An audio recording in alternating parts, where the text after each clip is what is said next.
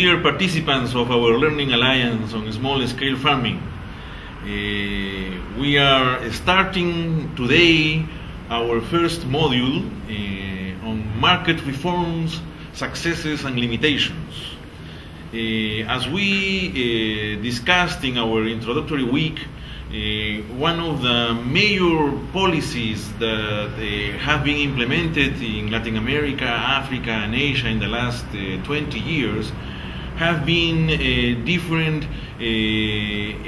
aspects of market liberalization, both in the final goods markets, in the commercialization of the final goods, as well as the input markets, capital markets, land markets, and even services markets.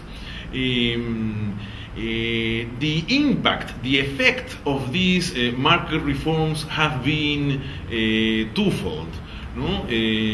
Several evidence can be shown in order to highlight how these market reforms have helped and contributed for small farmers to reduce poverty and to increase their participation in the market economy.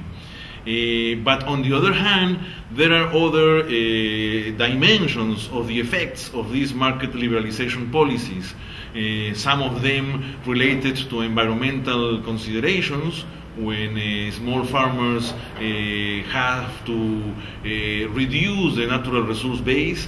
Some of them related to increase inequality when a particular group of small farmers are successful in their integration into the market economy, but other groups of small farmers are not so successful.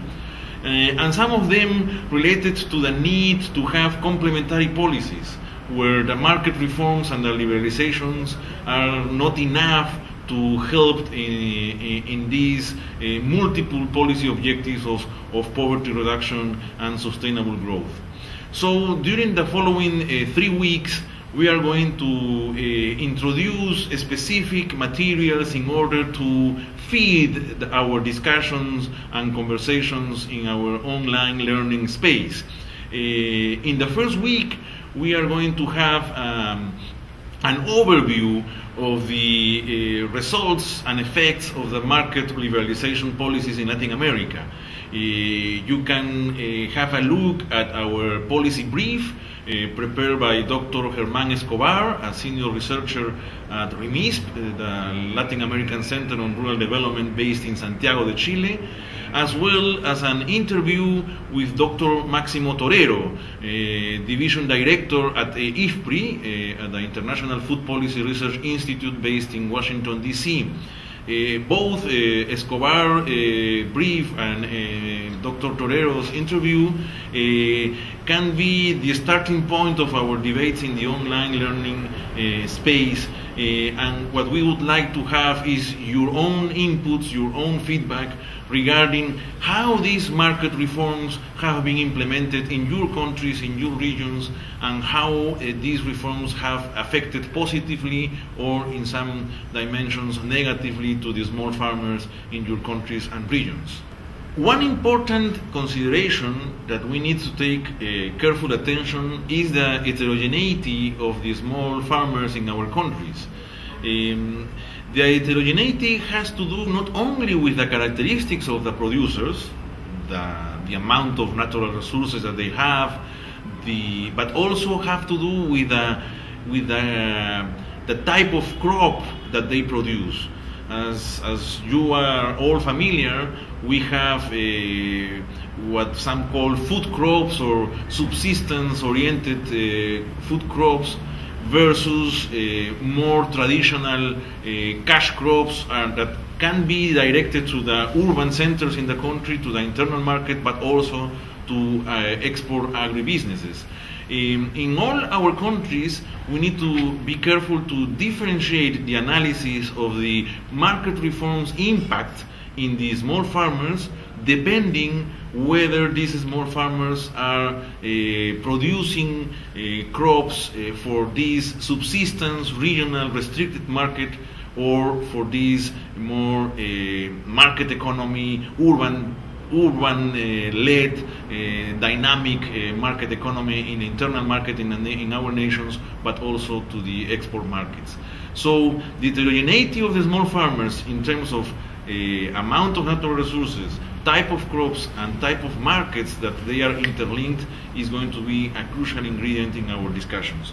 And finally, we are going to introduce specific Latin American experiences that have developed in the last 20 years after the market reforms in the early 1990s. One of them is what we call in Latin America contract farming. That is basically a vertical integration between an agro-export business with small farmers. We have several examples in South America, the famous examples of the Chilean fruits or the Peruvian asparagus. We are going to have one businessman to present the interesting lessons learned from their experiences in the interrelationship between an agribusiness, a formal, large-scale agribusiness with small farmers in the Peruvian coast. And in the third week, we are going to end up with some specific territories where the dynamic markets have been developed, not only at the local level where the small farmers are carrying on their agricultural activity, but also in the relationship with the urban centers and the new supermarkets and the booming of these participation of the small farmers in the new dynamic markets in Latin America.